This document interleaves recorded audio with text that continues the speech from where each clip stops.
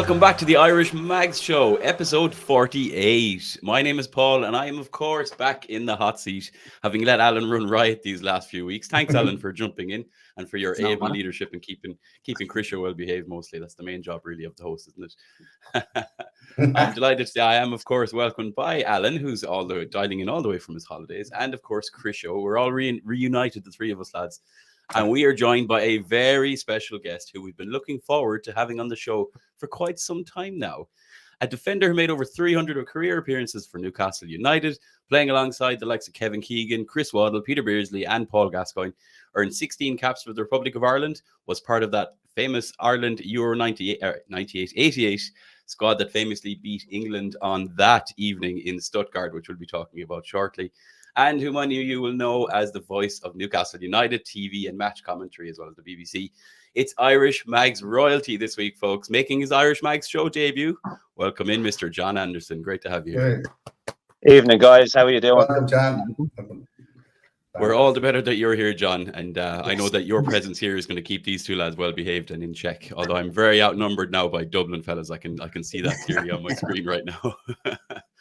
So normally you'd have to pay me to be hanging around with three lads from Dublin, but nobody's paying me for this evening. But yeah, John, great to have you here. We're going to be diving into some of John's stories and his own kind of backstory, bit of his history. But John, first reactions 24 hours on from an excellent 2-0 victory over Chelsea in the League Cup. What were your thoughts on the game? Huge result, very important result, I think, for Eddie Howe, for everybody concerned, really. The last couple of results haven't been great. You know, we haven't won in the last 5. So last night's result was huge for us. I know Chelsea made 11 changes, but in saying that, the quality that they had on the pitch as well, you know, they had a World Cup winner, they had a European Championship winner, they had players on there that they paid mega bucks for as well. I thought the performance was excellent. Eddie Howe made changes himself. Changes, I think, that worked really, really well. I've been saying that I didn't think the three in midfield of Tonali, Bruno, and Joe Linton worked. It was good to see Tonali in the middle of the pitch last night. I thought he was excellent. I thought Sean Longstaff coming in, who comes in for a lot of criticism. I thought he covered every blade of grass. You know, he played really, really well. I think the way the result went and the team performance, I think, has given Eddie Howe a little bit of a headache for the weekend against Arsenal as well, because the changes that he made, the players that came in, I think have all sown seeds in the manager's head. Should they play? Should they not play against Arsenal? You know, and even Emil Kraft was brilliant last night. You know, everything he does is nice and simple. You know, he doesn't catch that. He doesn't get the highlights, but when the game's finished and you analyze games, you go, actually, he played really, really well. You know, the things he did, just does it nice and simple, doesn't complicate it, does his job, wins tackles, wins headers, passes it nice and simple. So I think the manager's got a headache for the weekend, and it's really going to be interesting to see what side he puts out against Arsenal. It's a really good problem to have, you know. I mean, I watched Emil Kraft, and he'd made like a 40-yard run at one point, and I was like, he's just going to keep going, you know. Yeah, that was late on in the game, you know. Mudryk's waited for a ball, he's nipped in, he's taken off, you know, and his performance last night was great, you know, first class. I still don't think he'll play at the weekend, you know, as well as he played. I still don't think he'll play. But I think the midfield area is one for thought for Eddie Howe. You know, what does he do? Because, as I say, I think Tonali playing in that more central role, he just looks so much more comfortable. He just looks so much more assured playing in there. Knew his role, knew what was expected of him. I thought he played really, really well. Yeah, and nice to see him actually play 90 minutes of football. I know he came off just before the end, but it's great to see him actually not be hauled off after 65 minutes, as has been a bit predicted lately. We'll probably chat a bit about the Arsenal game as well before the show is out. But I think, John, because we have you here now, you're nice and settled and comfortable. time to make you probably a bit more uncomfortable, because we're going to be putting you under the microscope a little bit. And we do have some questions in from our listeners, some of our Irish mags as well, because everyone knows who you are, John. Everybody knows your voice, but obviously everyone's also familiar with your career with Newcastle. But we might quiz you on some of that as the show proceeds. Probably starting with your own playing career, really, John, where you started out with West Brom, I think, before moving on to Preston North End, and then, of course, eventually Newcastle. You spent about 10 years there as a player and helped secure promotion. I want to say it was about 1984, if my researchers are correct here. Maybe if we could just start, John, with like, where did it all begin in terms of your own career, your playing career? Obviously, I assume you started off in Dublin, and then somebody's spotted you at some point, or maybe there was a few of them in for you at some point. Could you fill us in on some of that? Yeah, I mean, I started at Stella. I'm saying Stella. Stella Maris in Drumcondra from an early age, and it was totally different back then. You know, I played for Ireland schoolboys, and back in those days, English teams took you on trial during school holidays and one thing and another. Went to West Ham, went to Coventry, went to Wolves, went to Manchester United. And I'd left school at 15, and the summer holidays, I went to Manchester United, and I was offered an apprenticeship at United. And the thing was, back then you had a lot of other boys with you, so the first week was great, but then all of a sudden they disappeared and I was staying. And I'd never really been away from home before, and they put us up in a hotel, and a day after everybody else left, I jumped on a plane and went home. And it didn't go too well. Manchester United didn't like that. And then I was out messing about one night with my pals, and a lad comes running up to us and said, "Johnny Giles is in your house." And Johnny Giles was manager of West Brom at the time. And I ran up to the house and I walked in, and sure enough, sat there talking to me dad was Johnny Giles. And I just sat there open mouthed. He said, "How are you?" He says, "My name's Johnny Giles." And I just looked at him. I didn't know what to say. Or, this is somebody who I'd gone to Dalymount to watch playing for Ireland, and knew about him at Leeds, and he was just an Irish hero, an Irish legend. And he said, "I'd like you to come to West Brom." And he took three of us. He took myself, a lad called Ray Cook, and another lad called Jerry Kelly to West Brom. And that's how it all started. I had a 2-year apprenticeship at West Brom, signed professional forms at 18 years of age. And it was tough. It was really tough. I really suffered really badly with homesickness, because it was totally different, because there was no social media, you had no mobile phones. Everywhere in England shut on a Sunday as well. Sunday was the longest day in the world. You just wanted to be at home. And we didn't have a phone in the house back then. I'm going back 1975. My mum and dad used to go out to my granny's and used to ring them, and they'd say, "How's things?" And I'd be saying, "Oh, it's great, yeah, loving it." And what I really wanted to say was, I want to come home. I just want to. Yeah. I want to come home. I want to be with my mates, and I want to be sleeping in my own bed. And to be fair, West Brom let us go home every 6 weeks. They paid for us to go home every 6 weeks for a long weekend, and the long weekend consisted of playing on a Saturday and then flying home and coming back on a Tuesday. And there was many a time I was a week late coming back, or 2 weeks late coming back. And it was really, really tough. And all of a sudden I had to decide what I was going to do. I sat down with my dad, and he said, "Look, if you want to come home, come home. No problem at all. But you've got to make your mind up and settle down."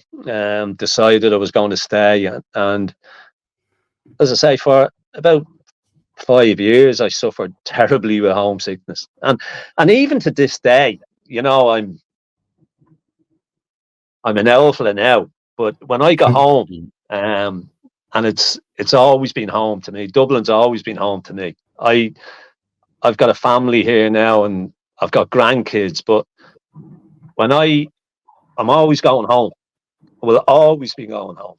And when I got home, and we have 4 or 5 days coming back to Newcastle, for 4 or 5 days, or even a week afterwards, I really struggle, because I just love going home. You know, it's always been the same.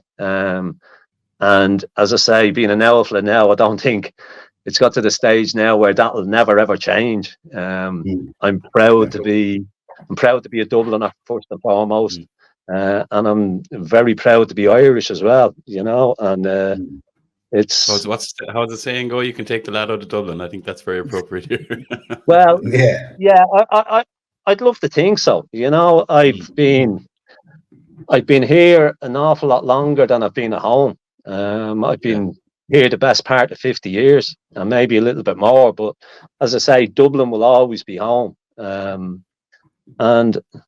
that's the way it'll always be. And seeing, I suppose, speaking of Newcastle, then, which is obviously your second home, John. Really, if we're going to stick with Dublin, obviously being home and all that, and you know, even after so long and so many years in Newcastle, like to hear how you still obviously see Dublin as well.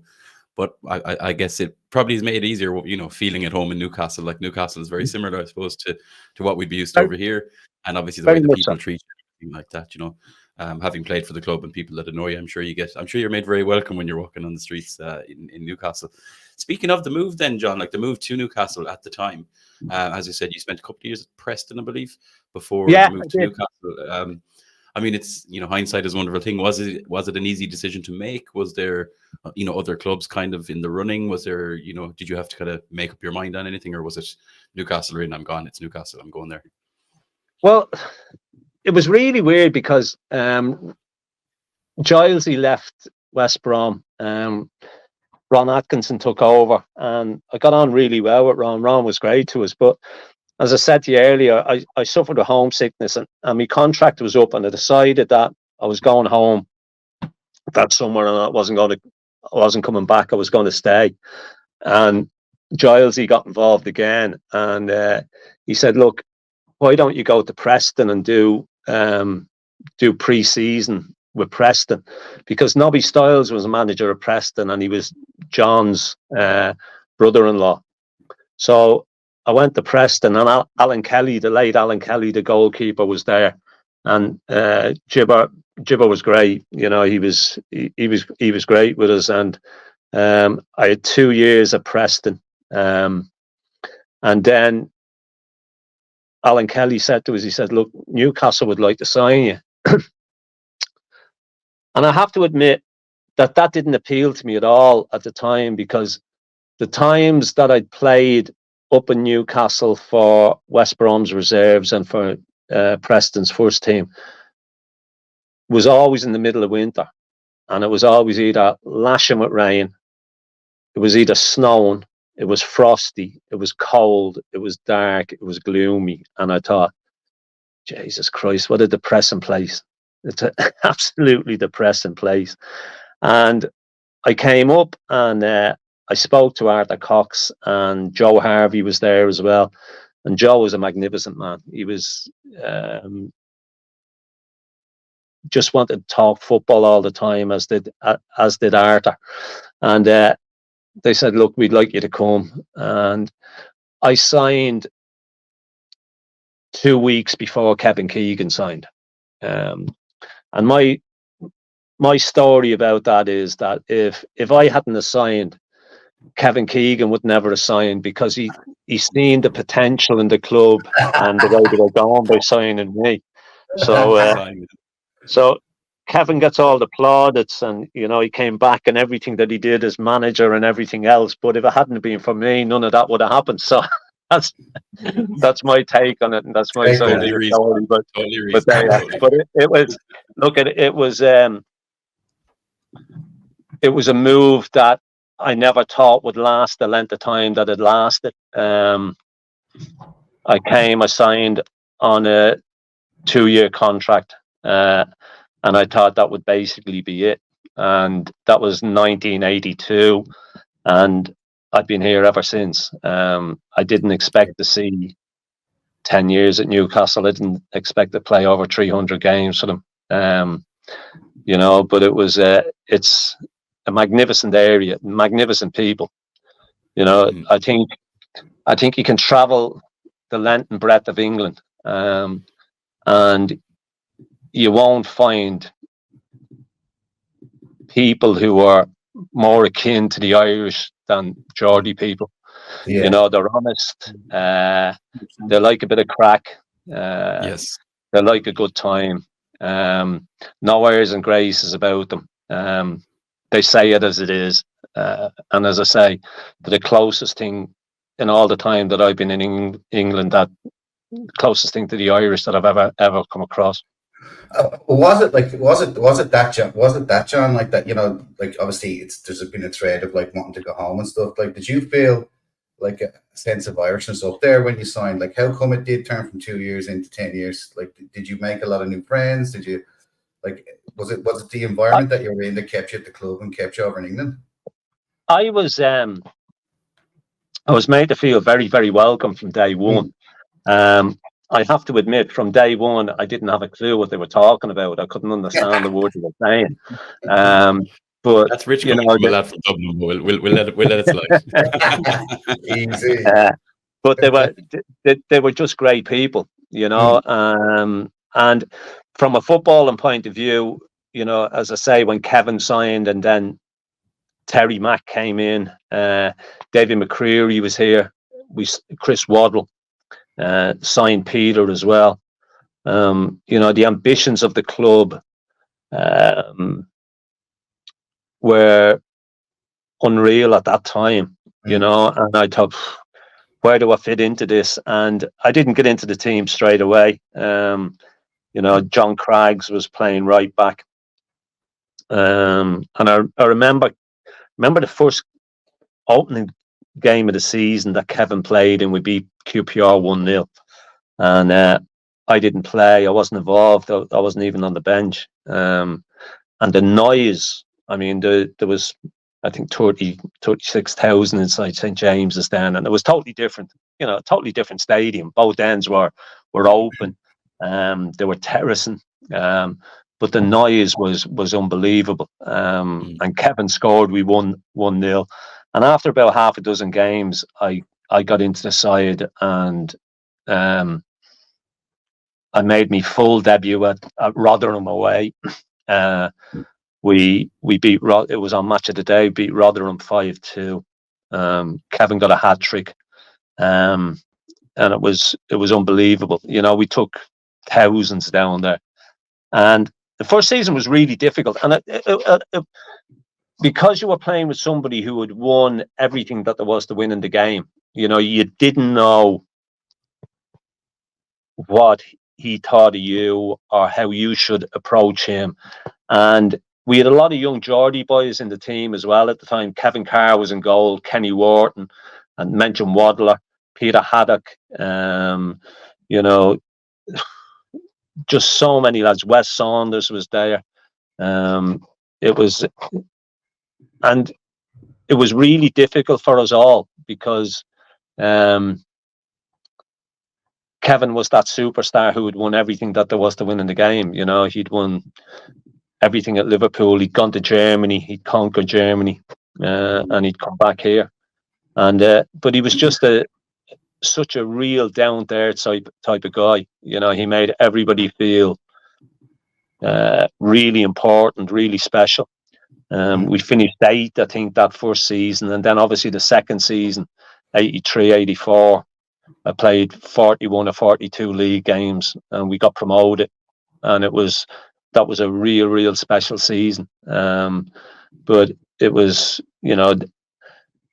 I know we talk about the noise inside St. James's now with 52,000, but back in that season, you know, we beat Manchester City 5 here, beat Manchester City 5-0 here, and the atmosphere that day was electric. We beat Carlisle 5-1 over Easter, and there was 10,000 people locked out, and the atmosphere that day was incredible as well.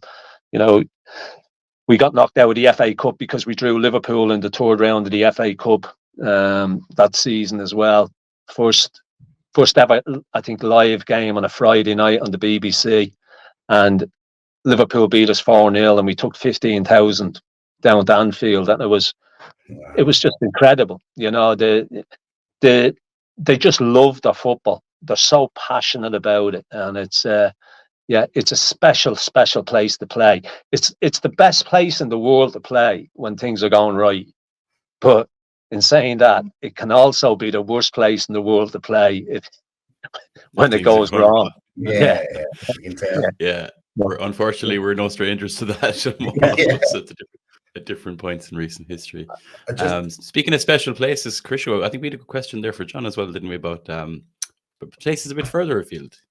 Yeah, I was just gonna ask you, John, like, because a lot of people that had heard that you were coming on, and yes, you know, you're a Newcastle legend, and you still are to this day through the commentary and so on, through your association. But we just wanted to ask you, like, about Stuttgart, and like, obviously, a lot of our listeners, young and old, have very fond memories of that tournament. I know you didn't make an appearance at that tournament, but like, you were with the squad, and I was just kind of feeling like what it was like to have the entire nation behind you, you know, and contend in a major international tournament like that, especially beating the England team, which had like Robson and Shilton and Lineker and Hoddle and Barnes, and obviously they finished bottom. So I mean, like, that was kind of, I think, for me, and I know the guys here, you know, I actually have that jersey behind me here. But like, what was it like to be part of that, and to be part of that over in Stuttgart? There's a story to that, actually, Chris, because we played a testimonial game at the end of that season down at Whitley Bay. And Willie McFall was manager. And he said to us, he says, look, he says, I know Jack's named the squad, you're in the squad, but just play half an hour. I'll play 45 minutes. And I went, right, okay. And the pitch was absolutely atrocious. It was shocking. It was, it was like a ploughed field. So just on the stroke at half time, I just went over on my ankle, and it just snapped. You know, I did all my ligaments, and Derek Wright was physio at the time, who'd been at the club a long time, had a long history with the club. And he said, oh, better get you to the hospital. And they went, well, we can't x-ray it at the moment because of the swelling's too much. But he says, we'll put it in plaster for a month. And I went, Jesus, you can't do that. No, you can't do that. I said, we're away to Germany in a fortnight. So they stuck it in plaster, and after a week, I cut the plaster off myself, and I came to Dublin, and we were staying out in Lucan, and I went and seen Jack, and I walked into the hotel, and Jack says, what are you doing here? He said, I heard you were injured. I heard you were knackered. And I went, no, Jesus, I'm fine. I'm grand. And he went, you've done your ankle. And I went, no, it's fine. And he went, well, Mick Bourne was physio at the time. And he says, well, we'll have a look at the ankle then and see how it is. So I brought a pair of boots that were a size too big for us because I couldn't get me left boot on because of the size of the ankle. So Jack looked at the ankle and he went, you're effing joking, aren't you? He says, there's no way in the world you're going anywhere with that ankle. And I said, no, Jesus, Jack, honest to God. I said, I'm fine. I really am. And he said, right. He says, I'll tell you what we'll do. He says, we'll get you out with Mick in the morning. And I strapped it up and did half an hour the following morning. I've never been in as much pain in all my life. And how I got through it, I do not know. And after half an hour, Jack was there and he said to Mick, "What do you think?" And Mick went, "Jeez, he looks all right, you know." Went, okay. And I went, and Jack went, "All right." He says, "If Mick says you're all right, you're coming." And I went, oh, because with it being the first tournament we ever qualified for, you wanted to be part of it. Yeah. I think everybody wanted to be part of it. So I thought, that Jesus, great, that's brilliant. And then realization actually kicked in, because I thought, if he actually needs me, what am I going to do? Because I'm going to be absolutely no good to man or beast. I can't really run around. And went out. We got to Germany on the first training session. Now I don't know whether this was associated to the ankle or not, but my back went. I went into spasm, and it was no good for the rest of the tour. And I was rumoured with Ronnie Whelan, and I said to Ronnie, "Jeez, I'm knackered. I'm done in." And Ronnie went, he says, "You'll be grand." He says, "Just strap it up, get some ice on it." So anyway, I was knackered for the whole tournament down with me back. But that day in Stuttgart it's something that will always live in your memory, because you walked out, and the amount of tricolours and green and white that you're seeing, it made the hair stand up in the back of your neck, and the noise that they made. And I mean, England battered us, they and then Ray Houghton sticks it in the net, and Christy Moore and Joxer goes to Stuttgart, and all that comes into the mind, and everything about it. And it makes you well up, really, because we came so close. Ronnie's goal, obviously, against Russia, and then the lucky goal the Dutch got against us as well. Look, not doubting the Dutch were the best side in it, not disputing that, but we came so close. And then obviously arriving back in Dublin was, geez, I've never seen. I didn't know there was that many people in Dublin, to be quite honest. That it was phenomenal. It really was. But it was but that day, the day in Stuttgart, the amount of people that you speak to who was in Stuttgart, and I know there was an awful lot of Irish there, but everyone you speak to makes it feel like there was about 250,000 at it. It was. There might as well have been. Yeah. I mean, it was great to be there, and when I got back, the club fined me a week's wages for taking me plaster off. And then Willie called us in, and he went, he says, "I've got a letter off Jack." He says, just thanking us for releasing you for the Euros and blah, blah, blah. And at the end of it, he went, "P.S. Ando had a great holiday."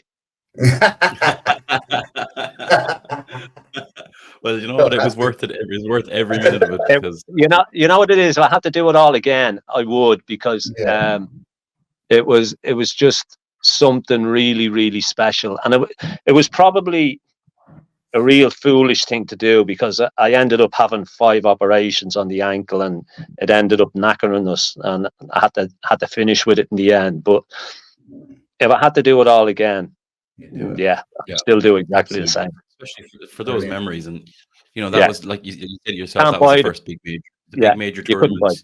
And that set off an entire chain of events for Irish football. Obviously, without it, 1990, 90, USA 94, all the way up to. Well, it's a while since we've last qualified, but hopefully we won't have to wait too long for the next. We're getting there. And John, you were also part of another. I suppose it's a relatively famous game, or a well-known game, was when Ireland played Brazil in 1987. I was the ripe old age of 1 year old, so I don't really remember it. I'm not going to lie. But it was a friendly, in Dublin. Liam Brady scored the winner. You did play in that, and I believe you also played against what would be a future teammate in Mirandinha, he was the first Brazilian player to actually move to England at the time, or in the league. Yeah. What are your memories of that day?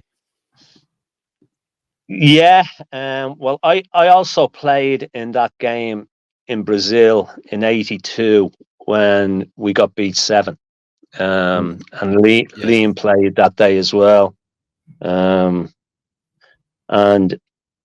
you know, that was a real tough one to take. You know, it was really, really difficult. I mean, Brazil then, that 82 Brazilian side was probably the best team never to win a World Cup. You know, Zico, Socrates, Falcao, Junior, they had so many quality players.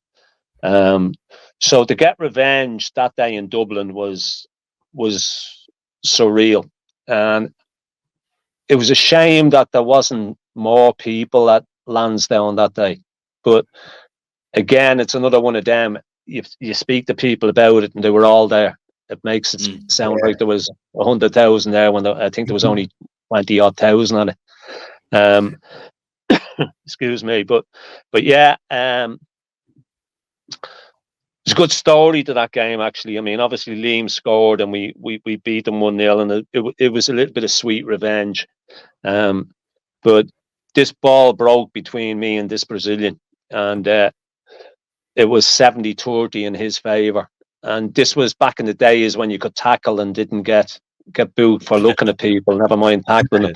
And I hit this Brazilian, and he did you remember Lua, who played for us, who used to do those somersaults. Well, he did one of them somersaults and landed on his back. And I went, "That's for the 7-0, you bastard." And a couple of months later, we were at our training ground in Newcastle and Benwell here. And Willie McFall was manager. And we just signed this guy, and Glenn Roder was skipper, Lord of mercy on him. And he's going along the line, and he's got this guy with him, and he's introducing him to everybody. And Kenny Wharton, Davy Mack, Peter Jackson, you know. And then he gets to me, and this lad takes a step and puts his hand out, and then he looks at me and takes a step back. And he had an interpreter with him, a lad called Jimmy Wallace. And he says something to Jimmy in Portuguese, and I said, "What's the story with him?" He says, he knows who you are. And I thought, Jesus, I didn't know I was famous in Brazil. But he said, no. He said, he played against you in Dublin. He said, and you're the dirty Irish bastard that kicked him up in the air.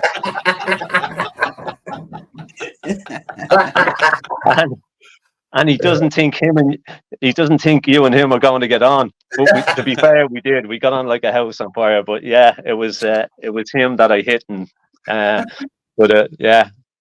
It's nice to know that dirty bastard it works in any language, really. That's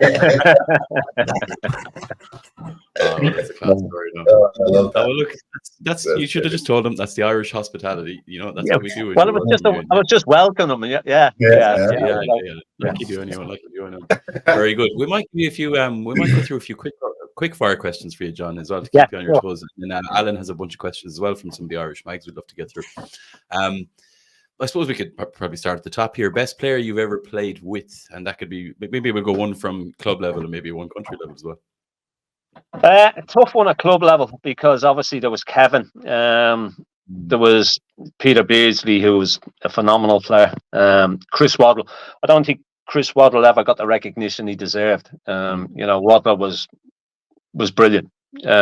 He played in front of me for a couple of years, and all you did was give him the ball and he kept it away from you. He was first class. The most naturally gifted and most talented I've ever seen was Gaza. He was phenomenal. You know, he was just a phenomenal player. And he just felt at home on the training pitch and playing football. It's just what he loved doing. He was a great talent. Beardsley was, as I say, a phenomenal footballer. Great player, but the most naturally gifted I've ever seen in a black and white shirt was Gaza. If you're asking me the best player I've ever played with, I mean, obviously played with Gilesy, played with Liam Brady, Ronnie, but the best player I've ever played with is Paul McGrath, without a shadow of a doubt. because he was a centre-back who he made his living playing centre-back in the English game, but he was that good that he played in midfield at international level and was phenomenal. You know, he was just a brilliant player. And for somebody who never trained and had the knees that he had, you know, to go out and perform the way that he did was, yeah. And it's a no-brainer for me, you know. And it might be a little bit of sentimentality in it as well, but he was just phenomenal. Big Paul was different class, head and shoulders. I tell you what, we could do with him now. So we could in the middle of that defense or even in midfield. We could even put him up front the way our luck is going now at the moment for Ireland. Best player you ever played against then, John? Jeez, they were all difficult. Well, not when you were kicking them out of the air, they weren't. I think that Brazil side that I mentioned in '82, Zico, Socrates, Eder, Falcao, you know, they were phenomenal players. That was a phenomenal team. You know, to have been able to, I was going to say play in the same pitch as them, but to be on the pitch and watch them play the way they played. You know, the night they beat us was they were phenomenal. They were head and shoulders, and I came back and said that they'd win the World Cup, and obviously Italy beat them in the quarterfinals, I think, and you know, but they were brilliant. They were brilliant. So Zico and Socrates were just unbelievable, fabulous. I suppose at league level, Kenny Dalglish is probably, you know, Dalglish was just phenomenal. He was just such a clever player, with a nasty streak in him as well, you know, but lovely fella to go with it. But he was a great player. Yeah, phenomenal player as well, definitely. If we were to say career highlight, perhaps, I think Alan or Chris has penciled in here. Maybe it's a particular free kick against Watford that stands out. But for yourself, any particular career highlight through a club or national level? Look, I think every time you were fortunate enough to pull on a green shirt, no matter what level it was, you know, I was fortunate enough to do it at schoolboy level when Liam Toohey was manager, and did it at youth level, did it at under 21s and full level. You know, it makes you really proud to pull on a green shirt. Well, it did me. You know, I always felt very fortunate that I got the opportunity to do that, and relished every one of them.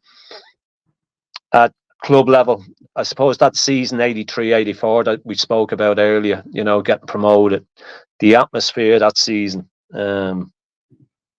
was just something that will live long in the memory.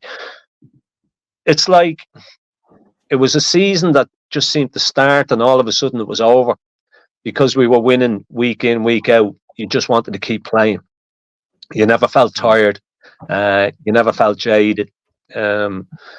I suppose it's a confidence thing when you're playing well and you're winning games. You just want to play all the time.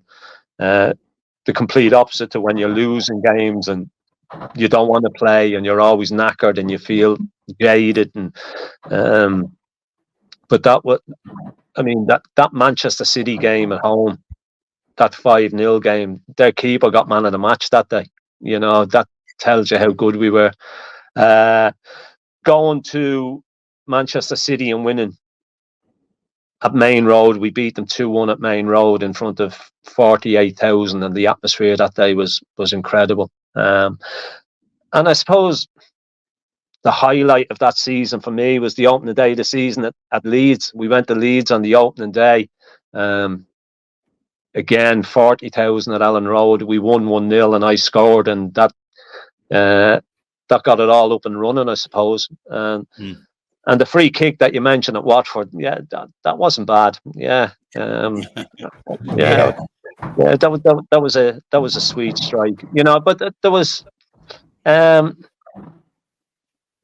I think when you look back, as a defender, you take, it's goals are a bit more special, right? As a defender, as a fullback, whatever, they'll stand out more for you than a striker, let's say, who's a lot more of them to recount on. Yeah. Look, I usually ended up with one a year. I had 10 years at Newcastle and got 16 goals. So it was. I think the 10 years that I had at Newcastle playing, there was good times, there was bad times, but I wouldn't have changed any of it. I was very, very fortunate and very lucky to have played for a club that I've got supporters who are so passionate about their club, so passionate about their city. Even through the bad times, and the one thing about them was, as long as you were given 100%, didn't matter whether you played well or didn't play well. The one thing you couldn't do was go hiding, because they just so knowledgeable that they knew you were hiding. But as long as they seen you were given everything that you had, whether it be good, whether it be bad, they would stick with you. So it's pretty much still the case, I mean, there's always that thing. The case now. There's a try. That's like, it's easy to say. It's easy to say, but it's also easy to see. A player who leaves everything on the field. And even if went off after 80 minutes. That's right. Yeah. Much more. Fair play. Okay, cool. And then the last question here before we go into some of the listener questions. Any particular opposition kit you managed to get your hands on at the end of a game, or again, a club or country level, or any particular player you managed to swipe it off? I got John Barnes's after the England '88 game. Okay. Cool, so got that one. Obviously got a Dutch shirt that is worth being offered absolute fortunes for, and a Russian one, but the Dutch one is gold apparently. But that's gone absolutely nowhere.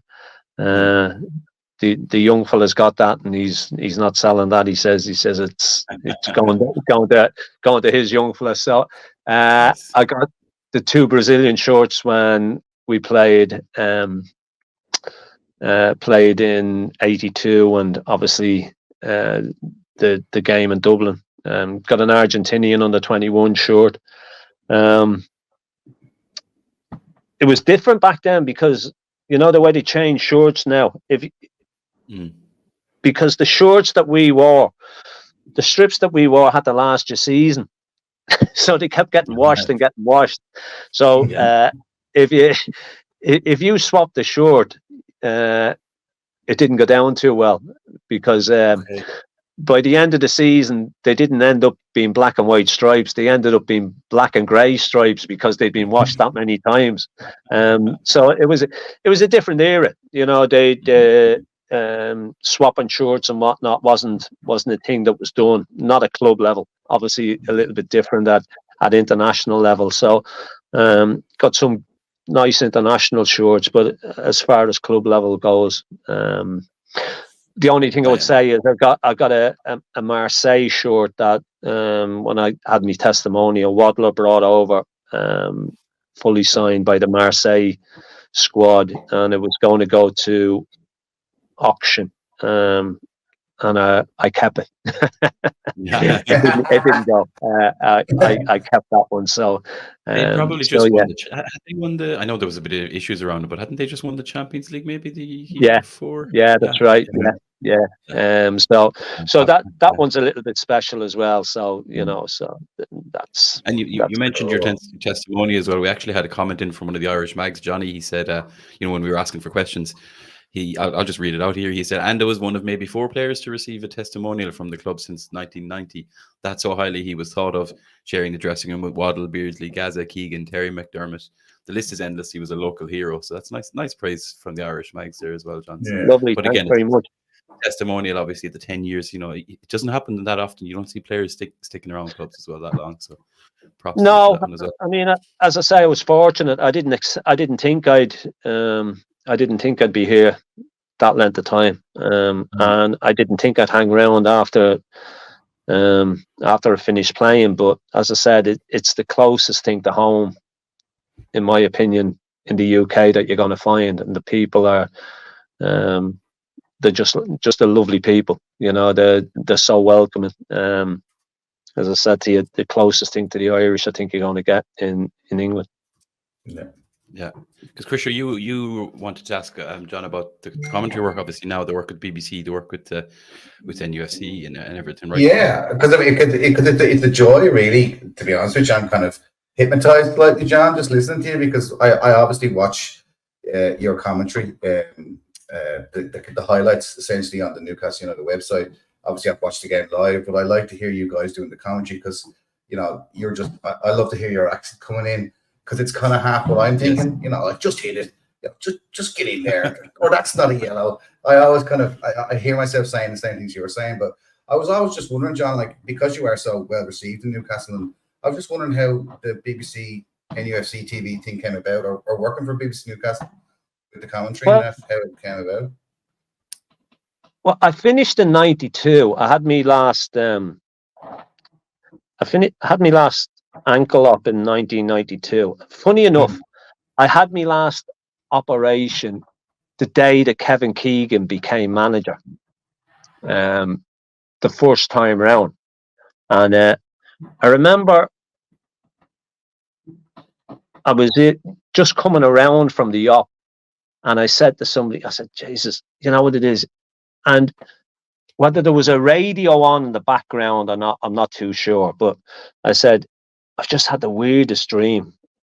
And they went, well, you know, and I said, Jesus, I'm sure this dream that I've had, Kevin Keegan is going to become manager of Newcastle. And they went, well, actually, that's not a dream. So I'm thinking there was a radio on in the background, but I can't be sure. So, and they said, well, he is. So I went and seen Kevin, and I went, look, I said, I know they said I'm knackered, but I'm sure you can get another 12 months out of us. And to be fair, he said to me, he said, look, he says, we'll go and we'll see the specialist. We'll sit down and we'll see what they say. And if they say you can manage, we'll see how it goes. But no, it wasn't to be. They went, he said he couldn't get through. He said he wouldn't be able to train day in, day out. And to be fair, I was no Paul McGrath. I needed to train every day of the week. So, and he went, sorry. And I went, well, it was worth a try. And then the BBC got in touch with us and said, look, would you come and do this game? And the club went, yeah, you can do the games. You know, you're even though you're under contract at the end of the season, we haven't got a problem with you doing the games. And that's how it started. Got into it that way, and it's been going ever since. To be fair, you know, and I try to be as honest as I possibly can. I don't try and look at it through black and white eyes. You know, I try to be as honest and dissect the game the way that I see it. And I know some people don't see it that way, and some people, and you can understand supporters looking at it differently and seeing it a little bit through tinted glass, so to speak. We were lucky. We should have, you know, we were unlucky here and we were unlucky there. And I try to look at it from both sides and try to be as honest as I possibly can. You know, and that's the way it is. You know, because I played for the club, because I'm a supporter of the team, and obviously want them to do well and would love to see them win something. I'm not going to say something that I think people want to hear. You know, I'm just going to say it the way that I see it. Yeah, like the season, John, that we got fourth 2 seasons ago, And a couple of the games running up to the end, especially the home games, some of your commentary, just wanted to say to you here, as we have, it was some of the best colour commentary I've ever heard. Just the pure emotion of it, because like that's why I was always so excited. I loved watching the match live with the lads, but I always wanted to hop on and hear you and Razor go at it. And some of the goals that we scored, and your commentary on top of it, just like pure emotion coming out, was just kind of like spine tingling stuff. So just keep doing what you're doing, because it's ace, John. It really is. It's yeah, I can only agree. Yeah. I mean, I think it's like the PSG game as well. You know, I think I've watched those goals probably around 150 times, and John, it's always your voice when Fabian Schär scores that fourth goal. That just sums it up perfectly for me. Yeah, I love it. Yeah, I can only end with that. Alan, I think we had a couple of questions in from some of the Irish mags as well for John before we let him go. Do indeed. Okay, so the first one comes from Declan McGrath, and it's simple. What are your memories of Jack Charlton as club and country manager? Totally different. Totally different. When Jack first came into the club as manager, he sat everybody down and basically said, if we played the way we played when we got promoted, because we were football inside, and obviously had to be with Waddle, Beardsley, Kevin, Terry Mack, Dobler, Davy Mack in the side. You know, we weren't the biggest side in the world, so we tried to play. He said, if you play like that in the first division, you're going to get relegated. He said, so we're going to go long, we're going to get in behind people, which is a really interesting aspect about Jack, because a lot of people go on now about this high press and teams pressing teams in and pressing and not letting them play out. It's basically what Jack did, but he did it in a different way, because he basically went long in behind the opposition fullbacks and then just squeezed them in. So it was a different way of doing it. And then, you know, it didn't work for Jack. Jack wasn't really cut out to be a club manager, because he didn't like the everyday involvement in it. He didn't want to be there day in, day out.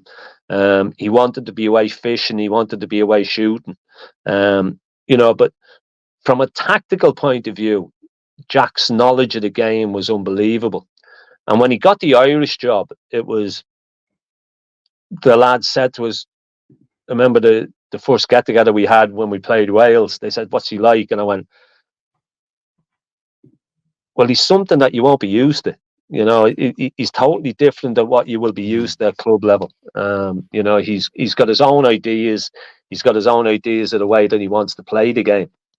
And he came in and he sat everybody down and he went, this is the way we're going to do it. Everybody at international level thinks they can all play, and nobody puts any pressure on the ball till international teams get to the halfway line. We're going to change all that. We're going to press. We're going to knock it long, and fullbacks will saunter and they'll get the ball. And as soon as they turn, they're going to see 2 or 3 green shorts on them, and they're going to go, whoa, hang on a minute. This isn't what international football's all about. You don't play like that. And he said, that's the way we're going to do it. If you want to be part of it, that's fine. If you don't, there's the door. You can walk out and there's no hard feelings.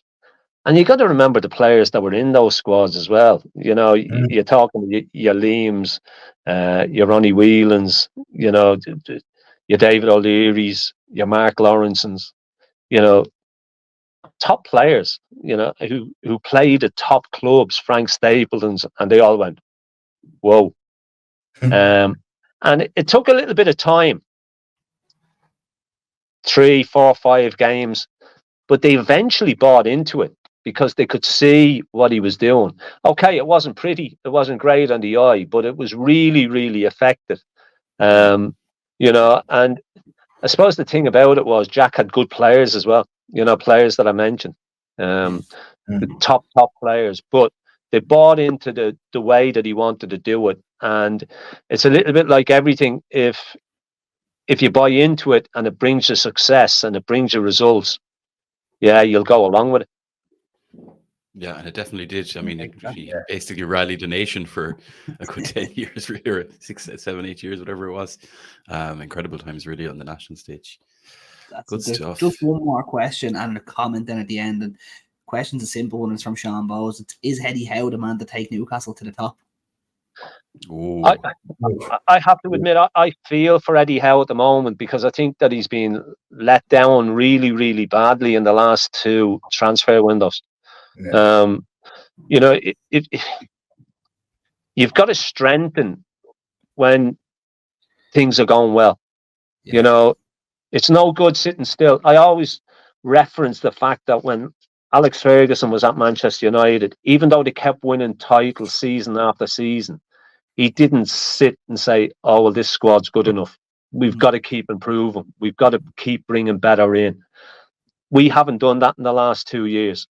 Other teams in and around us have strengthened and brought better quality players in, which means that we've stood still.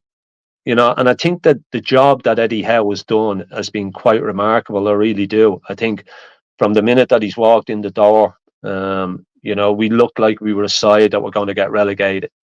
He dragged us off the floor, basically.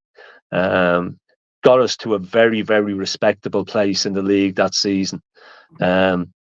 Next season, got us to a cup final, got us to a Champions League place. And we've never really kicked on from that, you know. And some people might not like hearing this, but, you know, I think there's players there who he has got so much out of. He's got them to a level where I now think they've peaked, you know, and he's not going to be able to get any more out of them. And I don't think anybody else could get any more out of them. So I just think he's been let down really, really badly in the 2 transfer windows. And, you know, people saying, oh, well, get rid of, he can't take us any further.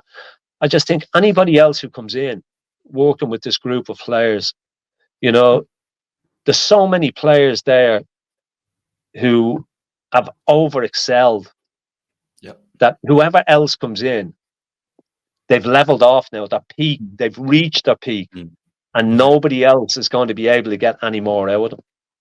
That is my belief. I mean, it's a bit like ourselves. Some people might not agree with that, but that's the way I see it. I think it's a very fair point, John. I mean, like I said, we've chatted about this before. Eddie Howe was, you know, with some of the players in that squad were there 5-6 years ago. Yeah, and they're still first team players in his first kind of 11 or first 15, 16 players. Yeah, and I think that's a very valid point. Yeah, he's got so much out of those guys that are still there. Do you know what I mean? And he has made them better players, each to a man. And I think that's where that manager, that other manager of that red team that just lost his job, I think that's where he's been the complete opposite. He's not managing to get good things out of the players that he has. Yeah. Excellent stuff, John. Thank you so much for all of that. Like, so much time, so much stories. I could sit here and talk about old Newcastle stories and old Ireland stories in particular all day long. We're conscious of your time as well, John. Genuinely, really, really good to have you on the show. We've been waiting a long time to get you on, so it's brilliant to have you here. Thanks very much. Hey, listen, enjoyed it. It's been great to talk to you boys. I've really enjoyed it. Could have talked for an awful lot longer as well, but it's been great. We'll get you in for a round 2 before we can get you in for a round 2 maybe before the season is out. Love it. And I know we've said it to you in the past, and I'll actually ask Alan to bring us through in a minute, because we do our meetups throughout the country. Basically, we have meetups in Dublin, in Cork, in Galway, in Mayo, Limerick, all over the place, up in Belfast as well. So if you're ever in Dublin, John, there's always a pub to drink in. But Alan, we do have a bit of a meetup this weekend before we shut off. We do indeed. We actually have 2 meetups. So the lads in Belfast are having their usual one in Lavery's up in Belfast. So I say 11:30. They'll probably be there for about 7:30 in the morning. So just arrive, you know yourself. And then Bleecker Street Bar this Saturday is going to be a little bit of a different one. So I naturally won't be there myself, but Sean will be there looking after it. And the lads from Coppa 90 are going to be there. Excellent. So that's going to be a massive opportunity. So the Coppa 90 are doing a collaboration with the Premier League, and they're going to be featuring the Irish mags, and they're going to be interviewing a couple of us. So I'm sick I can't be there, but anyone in and around the area, get in and get yourself interviewed. Get on the Premier League's Instagram in Bleecker Street. You know where it is. Well, I know where I know John Leahy very well, actually. He was We go back a lot of years because he spent an awful lot of time across here. So a real good lad. He's a smashing fella. Well, there you go. He's our commander in chief at the moment. He's done. I tell you what, that bar is looking lovely now. He's got the black and white paint up. He's got all the pictures up, the flags up, and we've just added a signed Tino Livramento jersey from the Man City game that Tino gave to us after the game as well, which is brilliant. So, John, you're welcome there anytime, and there'll always be a few Irish Mags heads floating around. Alan is wondering why we're bringing the camera crew over while he's on holidays. Alan, it's because you're on holidays. But that does bring episode 48 to a close, gentlemen. So thank you very much for all your time, John and Alan and Krishu, of course, and to all the listeners out there for tuning in as usual. We'll obviously be getting together again next week, hopefully talking about success after this Arsenal game at the weekend, which I know we have a bunch of Irish Mags travelling to, including myself. So I am absolutely buzzing to get back over to St. James Park. Paul, just really quick predictions, right? Because we've got John here, right? Quick predictions. Okay.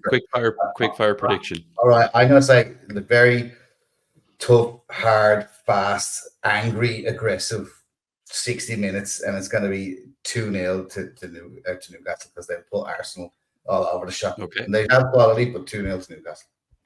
Okay. Alan? I'm going to go 1-0 to Newcastle, and we're going to absolutely shit house our way to it. It's going to be great. Arteta's head is going to fall off. I can't wait. Love that. John, for yourself? 1-1. 1-1. Okay. We would take it. They're a good team. Yeah. I'm gonna go ambitious, lads. I'm gonna go all out and say we're gonna beat them 3-1. I think they've got a few injury issues going on, and they're in a bit of a state of chaos, and we're on the way up, hopefully. So I'm gonna throw my hat out there on the 3-1. And I can tell you, lads, if it's a 3-1, you'll be getting videos of me after that game for the rest of the day.